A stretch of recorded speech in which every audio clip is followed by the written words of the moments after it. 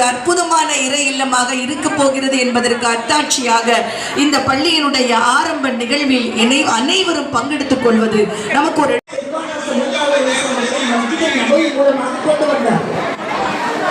மனித தன்மையை மனிதர்களிடம் மட்டுமல்ல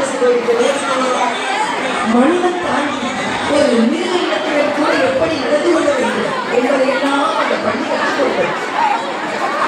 அந்த பள்ளிக்கு வந்த மக்களிடம் அந்த உணர்வுகளை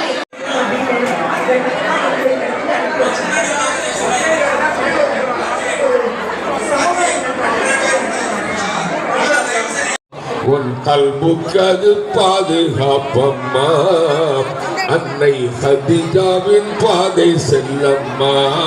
உன் கல்புக்கது பாதுகாப்பம்மா, கண்ணுக்கு இமை போன்ற பெண்ணே, நக கண் பார்த்து நீ நடக்க வேண்டும். மண்ணில் பெண்ணோடு பிறந்ததிந்த பண்ணம்மா, நல்ல பாதுகாப்பும் அதுவேதானம்மா. அன்னை பாத்திமாவின் பாதை செல்லம்மா, நல்ல பாதுகாப்பும் அதுவேதானம்மா. கண்